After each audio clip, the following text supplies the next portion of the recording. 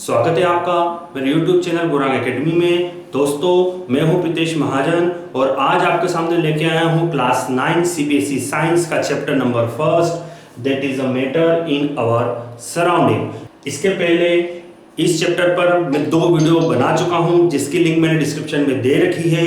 उन वीडियो में हमने matter made up of particle, characteristics of matter, state of matter, solid, liquid, gas और उनकी कुछ प्रॉपर्टीज के बारे में हमने डिस्कस किया था। दोस्तों, वो वीडियो जरूर देखिएगा और please like, share and subscribe कीजिएगा। तो चलिए स्टार्ट करते हैं। आज हम इस वीडियो में क्या क्या पढ़ने वाले हैं, पहले वो आउटलाइंस देख लेते हैं। इस वीडियो में हम पढ़ने वाले हैं the common unit of temperature and it's SI unit. हम टेम्परेचर्स के बारे में पढ़ेंगे और उसकी जो यूनिट है सेल्सियस और केल्विन के बारे में पढ़ेंगे, और सेल्सियस को केल्विन में चेंज करना और केल्विन को सेल्सियस में चेंज करना वो सीखेंगे। Change of state of matter, then फिर हम आ जाएंगे change of state of matter, जिसमें हम चेंजेस देखेंगे स्टेट ऑफ मैटर के बाय चेंजिंग द टेम्परेचर और बाय चेंजिंग द प्रेशर। और आज हम मेनली सीखेंगे चेंजिंग द टेम्परेचर, कि टेम्परेचर चेंज करने से क्या क्या चेंजेस होते हैं स्टेट ऑफ मैटर में, जिसमें हम पढ़ेंगे सॉलिड टू लिक्विड जिसको मेल्टिंग बोलते हैं, लिक्विड टू गैस जिसको वेपराइजेशन बोलते हैं, गैस टू लिक्विड जिसको कंडेंसेशन बोलते हैं, और लिक्विड टू सॉलिड जिसको फ्रीजिंग बोलते हैं। तो यह सारी चीजें इस वीडियो में आज हम कवर करने वाले हैं। तो चलिए स्टार्ट करते हैं। चलिए फ्रेंड्स स्टार्ट करते हैं टेम्परेचर के बारे में, और टेम्परेचर की 2 स्केल है उसके बारे में बात करते हैं। सबसे पहले बात करते हैं हम डिग्री सेल्सियस की। दोस्तों, हमारी लाइफ में हम जो टेम्परेचर है वो डिग्री सेल्सियस में यूज करते हैं। जो first time degree Celsius invented किया गया था एंडर सेल्सियस के द्वारा। अगर हम लेबोरेटरी थर्मामीटर की बात करें जिसमें हम डिफरेंट टाइप के एक्सपेरिमेंट करते हैं, तो वहां पे जो लेबोरेटरी थर्मामीटर है उसको कैलिब्रेटेड किया जाता है, डिग्री सेल्सियस में ही कैलिब्रेटेड किया जाता है। उसके अलावा अगर हम क्लिनिकल थर्मामीटर की बात करें जिससे हम हमारी बॉडी के टेम्परेचर को नोट करते हैं, तो उसे भी कैलिब्रेटेड करने के लिए डिग्री सेल्सियस का ही यूज किया जाता है। इसे डिनोट करने के लिए that is the degree Celsius, एक डिग्री लगाई जाती है और सी लिखा जाता है, उसे हम मेंशन करते हैं डिग्री सेल्सियस में। तो डिग्री सेल्सियस में अगर आइस का अगर मैं मेल्टिंग पॉइंट बोलूं तो आइस का मेल्टिंग पॉइंट होता है 0 डिग्री सेल्सियस। उसी प्रकार से अगर मैं वाटर का बॉइलिंग पॉइंट बोलूं तो वाटर का बॉइलिंग पॉइंट होता है 100 डिग्री सेल्सियस। ठीक है। उसी प्रकार एक अनदर स्केल है दैट इज द केल्विन, जिसको फर्स्ट टाइम इन्वेंटेड किया था विलियम थॉमसन केल्विन ने। केल्विन जो है टेम्परेचर की एसआई यूनिट होती है, टेम्परेचर की एसआई यूनिट केल्विन होती है, जिसे डिनोट किया जाता है के से। अगर आइस का मैं केल्विन में, आइस का अगर मैं केल्विन में मेल्टिंग पॉइंट बोलूं तो वो होता है 273 केल्विन, और अगर वाटर का मैं बॉइलिंग पॉइंट बोलूं तो वो होता है 373 केल्विन। इसे डिनोट किया जाता है के से। केल्विन स्केल के साथ एक प्लस पॉइंट हम यूं बोल सकते हैं कि केल्विन स्केल पूरा प्लस में होता है, इसमें कहीं भी माइनस में डिजिट हमें नहीं मिलती है। और याद रखिएगा कि जो डिग्री लगती है केवल वो सेल्सियस स्केल के साथ लगती है, केल्विन के साथ हम डिग्री का यूज नहीं करते, केल्विन के लिए सिंपल के का यूज किया जाता है। सेल्सियस स्केल का use different type of purpose के लिए, जैसे मेल्टिंग पॉइंट को मेजर करने में, बॉइलिंग पॉइंट को मेजर करने में किया जाता है। वहीं अगर मैं केल्विन स्केल की बात करूं तो साइंटिस्ट उसको रिसर्च वर्क के लिए यूज करते हैं, that is kelvin scale. Friends, जैसा कि हमें नजर आ रहा है कि जब डिग्री सेल्सियस में जब टेम्परेचर 0 डिग्री सेल्सियस था उस समय केल्विन स्केल पे टेम्परेचर मींस, क्योंकि यह जो टेम्परेचर है आइस का मेल्टिंग पॉइंट है और यह केल्विन में आइस का मेल्टिंग पॉइंट है, तो मैं बोल सकता हूं कि 0 degree Celsius is equal to 273 kelvin. Means 0 degree Celsius जो होता है वो 273 केल्विन के बराबर होता है। अगर मैं डिग्री सेल्सियस और केल्विन में एक रिलेशनशिप निकालूं तो वो आता है kelvin is equal to 0 degree, kelvin is equal to degree Celsius plus 273, that is the relationship. कि केल्विन निकालने के लिए हमें डिग्री सेल्सियस में 273 को प्लस करना है। क्लियर है, 0 डिग्री सेल्सियस है, अगर मैं यहाँ रख दूं kelvin is equal to 0 plus 273, तो केल्विन इज इक्वल टू 273 के आ गया, 0 इक्वल टू 273 के। इससे एक रिलेशनशिप हमें और मिल सकता है, अगर हम डिग्री सेल्सियस की बात करें तो degree Celsius is equal to K minus 273। अगर हमें डिग्री सेल्सियस निकालना हो तो केल्विन में से 273 को माइनस कर दो, कि केल्विन निकालने के लिए डिग्री सेल्सियस में 273 प्लस कर दो। इस तरह से हम डिग्री सेल्सियस को केल्विन में और केल्विन को डिग्री सेल्सियस में कन्वर्ट कर सकते हैं। हम एक दो एग्जांपल देखते हैं, उससे हमें क्लियर हो जाएगा। चलिए फ्रेंड्स, कुछ क्वेश्चन देखते हैं। जैसा कि इसके पहले अभी हमने पढ़ा था कि अगर हमें केल्विन स्केल में टेम्परेचर निकालना है तो डिग्री सेल्सियस में 273 प्लस करना है, और यदि हमें डिग्री सेल्सियस में टेम्परेचर निकालना है तो केल्विन में से 273 माइनस करना है। तो पहला है यहाँ पे convert temperature 25 degree Celsius to kelvin. तो केल्विन में चेंज करने के लिए हम क्या करेंगे, केल्विन का फार्मूला है kelvin is equal to degree Celsius plus 273। तो क्या हो जाएगा, K is equal to degree Celsius में कितना दे रखा है हमें 25 प्लस 273, तो K is equal to 298, that is 298 kelvin, that is the answer. उसी प्रकार 300 केल्विन को डिग्री सेल्सियस में कन्वर्ट करना है। Degree Celsius is equal to K minus 273 is equal to kelvin में दिया हुआ है 300 minus 273, that is 27 degree Celsius. ठीक है, आंसर इज 27 डिग्री सेल्सियस। चलिए अब आगे बढ़ते हैं और देखते हैं change in state of matter by increasing और डिक्रीजिंग टेम्परेचर। चलिए फ्रेंड्स, अब आते हैं change of state of matter, जो कि दो तरीके से होता है। मैंने आपको बताया था, change in temperature, change in pressure. Friends, जैसा कि हम जानते हैं कि जो फिजिकल स्टेट ऑफ मैटर है या स्टेट ऑफ मैटर है वो तीन होते हैं, that is solid, liquid and gas. अगर हमें वाटर के तीन स्टेट की बात करूँ वो हमें सॉलिड, लिक्विड और गैस में मिलता है।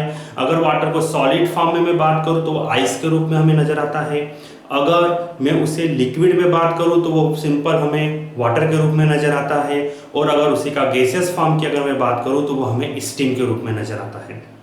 तो वाटर के ही तीन फॉर्म है कि अगर हम उसे रेफ्रिजरेट कर दें तो वो सॉलिड में कन्वर्ट हो जाता है, अगर हम उसे नॉर्मल रूम टेम्परेचर पे छोड़ दें तो लिक्विड फॉर्म में रहता है, अगर हम उसे गर्म करें या किसी केटल में रह के उसे हम हीट करें तो वह स्टीम बन जाता है। तो कहीं ना कहीं हमें नजर आ रहा है कि टेम्परेचर के चेंज होने से कहीं ना कहीं उसकी स्टेट चेंज हो रही है। और साथ ही साथ मैं ये भी बोल सकता हूँ कि चेंज इन प्रेशर मीन्स अगर हम प्रेशर इंक्रीज करें, किसी मैटर में प्रेशर हम इंक्रीज करें मीन्स अगर हम उसे कंप्रेस करें या प्रेशर को कम करें तो कहीं ना कहीं चेंज हो जाता है। जैसे हमने इसके पहले वाले चैप्टर में पढ़ा था कि इंक्रीज प्रेशर करके हम लिक्विड पेट्रोलियम गैस बना रहे थे या कंप्रेस्ड नेचुरल गैस के बारे में हमने पढ़ा था। तो दो मेजर फैक्टर है जिससे हम स्टेट चेंज कर सकते हैं, that is temperature and pressure. अब ऐसा क्यों हो रहा है, हमने प्रीवियस वीडियोस में तीन अलग अलग क्राइटेरिया पढ़े थे, जिसमें था स्पेस बिटवीन पार्टिकल,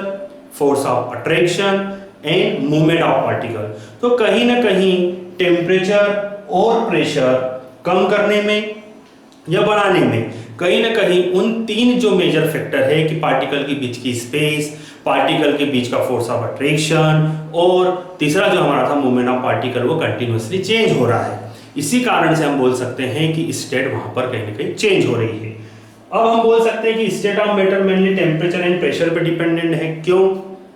क्योंकि नॉर्मल प्रेशर पे अगर हम बर्फ को रेफ्रिजरेट करें तो वो सॉलिड बन जाता है, रूम टेम्परेचर पे छोड़ें तो वो लिक्विड बन जाता है, और अगर उसे 100 डिग्री सेल्सियस पे हम बॉईल करें तो वो स्टीम में कन्वर्ट हो जाता है। तो कहीं ना कहीं ये दो फैक्टर है जिस पे डिपेंडेंट करते हैं, हमारा स्टेट ऑफ मैटर डिपेंड इस पे होता है। तो चलिए वन बाय वन देख लेते हैं। सबसे पहले हम आते हैं चेंज इन टेम्परेचर की, टेम्परेचर में चेंज करने से क्या स्टेट ऑफ मैटर में चेंज आता है। सबसे पहले हम पढ़ेंगे solid into liquid, that is the melting. चलिए फ्रेंड्स, अब आते हैं effect of change of temperature, जिसमें हम फर्स्ट पढ़ने वाले हैं सॉलिड टू लिक्विड। फ्रेंड्स, जब भी हम किसी मैटर का अगर टेम्परेचर बढ़ाते हैं, सिंपली हम एग्जांपल लेके चलें हमारे सिंपल वाटर का, कि अगर हम वाटर का टेम्परेचर बढ़ाते हैं तो टेम्परेचर बढ़ाने पर अगर वो सॉलिड है मींस आइस है तो कहीं ना कहीं वो लिक्विड में चेंज हो जाता है, और अगर वो लिक्विड है तो वो वेपर में कन्वर्ट हो जाता है अगर हम टेम्परेचर को बढ़ाएं। उसी प्रकार अगर हम टेम्परेचर को कम करें या उस मैटर को अगर हम कूल करें तो वो अगर वेपर स्टेट में है तो वो लिक्विड में कन्वर्ट हो जाता है, और अगर लिक्विड स्टेट में है तो वो सॉलिड बन जाता है। जैसा कि आपने देखा होगा आइस से वाटर, वाटर से वाटर वेपर, या वाटर वेपर से वाटर और यहाँ वाटर से आइस। तो कहीं ना कहीं चेंज इन स्टेट होता है चेंज इन टेम्परेचर करने से, जो कि हम पढ़ रहे हैं। अब हमारे सामने एग्जांपल आ रहा है सॉलिड टू लिक्विड। तो अगर हम आइस, सिंपल हम लेके चलते हैं आइस, अगर हम आइस को हीट करें तो वो कहीं ना कहीं लिक्विड में चेंज हो जाता है, उसी को हम बोलते हैं मेल्टिंग या फ्यूजन। एक ऐसी प्रोसेस जिसमें सॉलिड कन्वर्ट हो जाता है लिक्विड में, उस प्रोसेस को बोला जाता है मेल्टिंग और फ्यूजन। और ऐसा टेम्परेचर, ऐसा पर्टिकुलर टेम्परेचर जिस टेम्परेचर पर वह सॉलिड कन्वर्ट हुआ है लिक्विड में, वही टेम्परेचर कहलाता है मेल्टिंग पॉइंट। अब मेल्टिंग पॉइंट जो होता है वो हम बोल सकते हैं कि अलग किसी मैटर का फिक्स नहीं होता, सब मैटर का अलग अलग होता है। किसी मतलब दो मैटर का हम यूं नहीं बोलते सेम हो सकता है, सभी मैटर का अलग अलग होता है। जैसे मैं वैक्स की बात करूं तो वैक्स का जो मेल्टिंग पॉइंट होता है वो 63 डिग्री सेल्सियस होता है। उसी प्रकार मैं आयरन की बात करूं तो 1535 डिग्री सेल्सियस होता है। तो ये डिफरेंट मेल्टिंग पॉइंट्स होते हैं, और मेल्टिंग पॉइंट के बेस पे हम यह बता सकते हैं कि किन्हीं भी मेटर के पार्टिकल के बीच में कितना फोर्स ऑफ अट्रैक्शन है, हम ये भी बता सकते हैं। आपके सामने नजर आ रहा होगा कि जो आयरन का मेल्टिंग पॉइंट है, आयरन का जो मेल्टिंग पॉइंट है वो 1535 डिग्री सेल्सियस है। मींस बोल सकता हूं कि पार्टिकल के बीच में बहुत ज्यादा स्ट्रेंथ है, या पार्टिकल के बीच में बहुत ज्यादा फोर्स ऑफ अट्रैक्शन होगा। कहां? यहाँ पे आपके आयरन के अंदर, क्योंकि आयरन का मेल्टिंग पॉइंट बहुत ज्यादा है, इसलिए हम बोल सकते हैं कि यहाँ पे फोर्स ऑफ अट्रैक्शन ज्यादा होगा। अब रीजन क्या आता है? रीजन क्या आता है कि ये चेंज क्यों हो गया मैटर में? तो जैसा कि हमने पढ़ा था कि अगर हम किसी मैटर को हीट करते हैं तो उनके जो पार्टिकल है वो कंटिन्यूअसली वाइब्रेट होने लगते हैं, उनकी काइनेटिक एनर्जी बढ़ने लगती है। जब काइनेटिक एनर्जी बढ़ती है तो एक समय ऐसा आता है कि उनकी काइनेटिक एनर्जी सफिशिएंट हो जाती है to break force of attraction between the particles, जिससे कि वो पार्टिकल के फोर्स ऑफ अट्रैक्शन ब्रेक हुआ, जिससे कि उनके बीच की स्पेस बढ़ी और मैटर का स्टेट चेंज हुआ। तो ये हमारा रीजन है कि किस तरह से उन्होंने स्टेट ऑफ मैटर को चेंज किया। तो ठीक है दोस्तों, चलिए अब हम आगे बढ़ते हैं और अब हम आगे पढ़ेंगे लिक्विड टू गैस, किस तरह से अभी हमने सॉलिड टू लिक्विड करा, अब लिक्विड टू गैस पढ़ेंगे। चलिए देख लेते हैं लिक्विड टू गैस। फ्रेंड्स चलिए आते हैं liquid to gas change, effect of change of temperature में हमारा सेकंड है लिक्विड टू गैस। फ्रेंड्स जैसा कि वाटर को हम देखते हैं वो रूम टेम्परेचर पे लिक्विड होता है, अगर उस वाटर को हम हीट करें तो वह बॉयल होने लगता है, और बॉयल होने के साथ साथ वो रैपिडली गैस में चेंज होने लगता है। तो मैं सिंपली अगर बॉइलिंग के बारे में बात करूं, दैट इज द वेपराइजेशन, जिसमें हम किसी लिक्विड को जब हीट करते हैं तो वह रैपिडली स्टीम जनरेट करता है, उसी को हम बॉइलिंग बोलते हैं। मींस ऐसी प्रोसेस जिसमें जब किसी लिक्विड को हीट किया जाता है और हीट करने से वह रैपिडली स्टीम प्रोड्यूस करे, गैस प्रोड्यूस करे, तो वह कहलाता है वेपराइजेशन। और बॉइलिंग पॉइंट की अगर बात करूं, अभी हमने जैसे बॉइलिंग के बारे में पढ़ा, अब अगर मैं बॉइलिंग पॉइंट की बात करूं तो ऐसा टेम्परेचर जिसके ऊपर वह लिक्विड बॉयल होने लगे और रैपिडली गैस प्रोड्यूस करने लगे, उस पर्टिकुलर टेम्परेचर को हम बोलते हैं बॉइलिंग पॉइंट। ठीक है, अब ये जो बॉइलिंग पॉइंट होता है डिफरेंट मटेरियल का डिफरेंट होता है। जैसे मैं अल्कोहल की बात करूं तो अल्कोहल का जो बॉइलिंग पॉइंट होता है 78 डिग्री सेल्सियस होता है, उसी और मर्क्यूरी का होता है 357 डिग्री सेल्सियस। तो इस तरह से मैं बोल सकता हूं कि अलग अलग मटेरियल का अलग अलग बॉइलिंग पॉइंट होता है। जितना ज़्यादा मेल्टिंग पॉइंट होता है उससे हमें ये पता लगता है कि मैटर के पार्टिकल के बीच में कितना फोर्स ऑफ अट्रैक्शन है। अगर मैं रीजन फॉर्म चेंज की अगर बात करूं तो इसके पहला जैसे हमने रीजन पढ़ा था उसी प्रकार से जैसे जैसे हम हीट करते जाते हैं तो पार्टिकल्स जो होते हैं मैटर के अंदर वो कंटिन्यूअसली मूव करने लगते हैं। हीट एनर्जी से उनकी काइनेटिक एनर्जी कंटिन्यूअसली बढ़ने लगती है। काइनेटिक एनर्जी बढ़ने के कारण जब वो सफिशिएंट काइनेटिक एनर्जी को मीट करते हैं तो वह ओवरकम कर देते हैं फोर्स ऑफ अट्रैक्शन को और वो डिस्ट्रीब्यूट होने लगते हैं पार्टिकल, उनके बीच की स्पेस बढ़ने लगती है और कहीं ना कहीं हमारा स्टेट ऑफ मैटर चेंज होने लगता है। तो इस तरह से ये था लिक्विड और गैस, जिसको बॉइलिंग या वेपराइजेशन भी बोला जाता है। और बॉइलिंग पॉइंट के बारे में हमने पढ़ा और रीजन ऑफ चेंज देखा। अब हम पढ़ेंगे change of gas into liquid. अभी तक हमने जो दो केस पढ़े थे जिसमें पढ़ा था सॉलिड से लिक्विड, लिक्विड से गैस, इन दोनों कंडीशन में हम टेम्परेचर को इंक्रीज कर रहे थे, क्योंकि टेम्परेचर इंक्रीज करेंगे जब सॉलिड से लिक्विड बन रहा था और टेम्परेचर इंक्रीज करेंगे तब लिक्विड से गैस बन रहा था। अब हम जो दो गैस पढ़ेंगे उसमें हम टेम्परेचर को डिक्रीज करेंगे, मींस गैस से लिक्विड देन लिक्विड से सॉलिड। तो चलिए अब हम बढ़ते हैं गैस इनटू लिक्विड। चलिए फ्रेंड्स अब आ जाते हैं हम गैस टू लिक्विड, कि गैस को कन्वर्ट करेंगे अब हम लिक्विड में। फ्रेंड्स सिंपली अगर मैं बात करूं वाटर वेपर जिसको हम स्टीम बोलते हैं, अगर वाटर वेपर को कूल करें तो वह लिक्विड में कन्वर्ट होती है। मींस ऐसी प्रोसेस जिसके द्वारा वाटर वेपर को कूल करने पे, टेम्परेचर को कम करने पे वह लिक्विड में कन्वर्ट होती है, उस प्रोसेस को हम बोलते हैं कंडेंसेशन। और यह जो कंडेंसेशन प्रोसेस है वो रिवर्स है बॉइलिंग का, क्योंकि बॉइलिंग में हमने चेंज किया था लिक्विड को गैस में बाय हीटिंग, जिससे कि वो रैपिडली वेपर प्रोड्यूस कर रही थी। यहाँ कंडेंसेशन में क्या हो रहा है कि जो वेपर है वह कन्वर्ट हो रही है आपके लिक्विड में। यहाँ पे हमने बॉईल किया था और यहाँ पे हमने हीट बढ़ाई थी, यहाँ पे हीट कम की थी। यह है आपका कंडेंसेशन और यहाँ था वेपराइजेशन। ठीक है, एक सिंपल मैं आपको एक्सपेरिमेंट बताता हूँ। जैसा कि आपको डायग्राम में नजर आ रहा होगा, यहाँ पे एक आपको बर्नर है जो कि कंटिन्यूअसली केटल को गर्म कर रही है। केटल के अंदर पानी भरा हुआ है और वो केटल गर्म करके क्या वेपराइजेशन के थ्रू स्टीम प्रोड्यूस कर रही है। अब वो जो स्टीम है उस स्टीम को आपने यहाँ नजर आ रहा है कि फ्राइंग पैन है, उस फ्राइंग पैन पे हमने कुछ बर्फ के टुकड़े ले लिए हैं और वो स्टीम क्या कर रही है, फ्राइंग पैन से टकरा रही है और वो ठंडी हो रही है, मतलब उसका टेम्परेचर कम हो रहा है और वो काहे में कन्वर्ट हो रही है, लिक्विड में। और बीकर में देखिए आपकी वहां पे वाटर इकट्ठा हो रहा है। तो इस तरह से हम बोल सकते हैं कि जो स्टीम है अगर हम उसका टेम्परेचर कम करें तो लिक्विड में कन्वर्ट हो जाती है, मीन गैस कन्वर्ट हो जाती है लिक्विड में। आपने आपकी डेली लाइफ में देखा होगा कि एक बॉल को जब हम कोई भी हम एक फ्लास्क लेते हैं और उसको हम जब गर्म करते हैं, उसमें पानी हम बॉईल करते हैं गैस के ऊपर, उसके ऊपर हम कुछ भी स्टील की प्लेट वगैरह ढक देते हैं, तो आपने देखा होगा कि प्लेट के दूसरे साइड पे हमें कुछ वाटर पार्टिकल नजर आते हैं, पानी की कुछ बूंदे नजर आती है। प्लेट जो होती है वो ठंडी होती है और स्टीम गर्म होती है। जब वो ठंडी प्लेट से टकराती है तो उसके नीचे की साइड हमें पानी नजर आता है। रीजन क्या होगा? रीजन यही होगा कि जब हम उसे कूल करते हैं, जब हम मैटर को कूल करते हैं तो कहीं ना कहीं इसके पहले काइनेटिक एनर्जी बढ़ रही थी, जब हम उसे हीट करते थे तो कूल करने पर उसकी काइनेटिक एनर्जी कम हो रही है।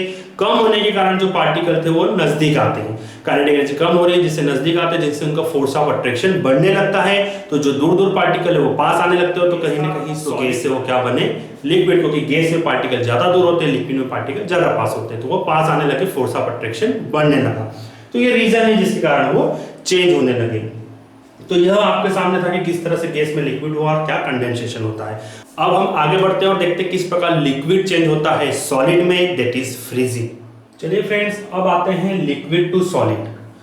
दोस्तों जैसा कि लिक्विड टू सॉलिड के बारे में अगर हम बात करें तो हमारे घर में जैसे कि एक वाटर है, अगर उसे हम नॉर्मल रूम टेम्परेचर पे रखते हैं तो वह नॉर्मली वाटर के फॉर्म में होता है रूम टेम्परेचर पे। अब जैसे जैसे हम टेम्परेचर कम करना चालू करें, मींस अगर उस वाटर को हम कूल करें, कूल इन द सेंस कि अगर हम किसी कंपार्टमेंट में उसको फ्रीज करें, जैसे फ्रीजर के अंदर हम उसको रेफ्रिजरेटर के अंदर उसको अगर रख दें तो वहां पे कंटिन्यूअसली उसका टेम्परेचर कम होने लगता है और एक कंडीशन ऐसी आती है कि वो कन्वर्ट हो जाता है लिक्विड टू सॉलिड में, जिसको हम बोलते हैं फ्रीजिंग या सॉलिडिफिकेशन बोलते हैं। मींस ऐसी प्रोसेस जिसमें जो वाटर है वो कन्वर्ट हो जाता है सॉलिड में, उस प्रोसेस को बोला जाता है फ्रीजिंग या सॉलिडिफिकेशन। ये जो फ्रीजिंग प्रोसेस है, यह जो फ्रीजिंग प्रोसेस है वो रिवर्स होती है मेल्टिंग के, क्योंकि मेल्टिंग में सॉलिड लिक्विड में कन्वर्ट होता है टेम्परेचर को इंक्रीज करने से, और यहाँ पर लिक्विड सॉलिड में कन्वर्ट हो रहा है टेम्परेचर को डिक्रीज करने से। तो हम बोल सकते हैं कि फ्रीजिंग प्रोसेस है वो रिवर्स ऑफ मेल्टिंग है। अगर मैं टेम्परेचर की बात करूं तो लिक्विड जो वाटर है वो 0 डिग्री सेल्सियस पे फ्रीजिंग होता है, और उसी प्रकार जो आइस है वो 0 डिग्री सेल्सियस पे मेल्ट होता है। तो मैं बोल सकता हूं कि freezing point of liquid equal होता है मेल्टिंग पॉइंट ऑफ सॉलिड। कि freezing point of liquid is equal to melting point of solid. अभी रीजन क्या होता है, what is the reason of change? जैसे जैसे हम टेम्परेचर को कूल करने लगते हैं तो कहीं ना कहीं पार्टिकल्स, जो मैटर के पार्टिकल हैं, उनके बीच में जो उनकी एनर्जी है वो कम होने को, क्योंकि जब हम गर्म कर रहे थे पार्टिकल को, हीट कर रहे थे, तो वो पार्टिकल उनके तेजी से मूव कर रहे थे और उनके बीच में वाइब्रेशन बढ़ रहा था, काइनेटिक एनर्जी बढ़ रही थी। यहाँ पे काइनेटिक एनर्जी कम होने लगती है और इतनी कम हो जाती है कि पार्टिकल पूरी तरह से स्टॉप हो जाते हैं, मूव करना बंद कर देते हैं और एक फिक्स्ड पोजीशन ले लेते हैं, तो वह सॉलिड में कन्वर्ट हो जाता है। तो यह उसका रीजन होता है। हमने अभी तक फ्रेंड्स कुछ 4 प्रकार की मेथड पढ़ ली थी, जिसमें हमने पढ़ा मेल्टिंग, वेपराइजेशन, कंडेंसेशन, लास्ट में हमने पढ़ा फ्रीजिंग एंड सॉलिडिफिकेशन। उसको चलिए फ्रेंड्स, अब आपके सामने आपको एक डायग्राम नजर आ रहा होगा जिसमें लिखा है solid state, liquid state and gases state. इस डायग्राम को मैं आपको समझा देता हूं। सॉलिड स्टेट हमने जैसे देखा था कि सॉलिड स्टेट को जब हम हीट करते हैं तो उसे मेल्टिंग बोलते हैं। मीन सॉलिड स्टेट जब लिक्विड स्टेट में कन्वर्ट होता है तो उसको मेल्टिंग बोलते हैं बाय हीट, हम उसको वहां पर जब हीट करते हैं। और लिक्विड स्टेट से जब गैसेस स्टेट की ओर जाते हैं तो उसको वेपराइजेशन बोलते हैं या बॉइलिंग बोलते हैं। वो भी हम जब हम टेम्परेचर इंक्रीज करते हैं तो वह प्रोसेस होती है। तो इस डायग्राम में अगर हम इस एरो की ओर जाते हैं तो हीट प्रोसेस से जो हीट बढ़ाने से जो हमारी प्रोसेस हुई, that is melting and vaporisation, वो हमें नजर आ रही है। और जब हम गैसेस स्टेट से सॉलिड स्टेट की ओर बढ़ते हैं तो हम मैटर को कूल करते हैं। मीन जब गैसेस स्टेट से लिक्विड स्टेट की ओर जाते हैं तो कूल करते हैं, उसे हम बोलते हैं कंडेंसेशन, गैसेस स्टेट से लिक्विड स्टेट। और जब लिक्विड स्टेट से हम सॉलिड स्टेट की ओर बढ़ते हैं तो उस समय भी हम जब मैटर को कूल करते हैं तो उसे बोला जाता है फ्रीजिंग। तो इस तरह से एक ओवरऑल डायग्राम में हमें ये समझ में आ जाता है कि किस तरह से मेल्टिंग प्रोसेस हो रही है, वेपराइजेशन टेम्परेचर बढ़ाने से, और किस तरह से कंडेंसेशन और फ्रीजिंग हो रहा है टेम्परेचर कम करने से। ठीक है दोस्तों, तो इस तरह से हमने इस हमारे वीडियो में हमने किस तरह से टेम्परेचर के बारे में पढ़ा, टेम्परेचर में डिग्री सेल्सियस और केल्विन के बारे में पढ़ा, और change in state of matter में हमने change in state of matter देखा, जिसमें solid to liquid, liquid to gas, gas to liquid and liquid to solid पढ़ा। दोस्तों इस वीडियो में इतना ही। अब हम हमारे नेक्स्ट वीडियो में लेटेंट हीट के बारे में पढ़ेंगे, लेटेंट हीट के क्या टाइप्स हैं उसके बारे में पढ़ेंगे, और जैसा कि हमने अभी चेंज इन टेम्परेचर पढ़ा था, अब हम चेंज इन प्रेशर पढ़ेंगे और सब्लिमेशन और इवापोरेशन की प्रोसेस को देखेंगे। दोस्तों आपको वीडियो पसंद आए तो please like, share and subscribe कीजिएगा। अपना ध्यान रखिएगा। जब तक के लिए गुड बाय।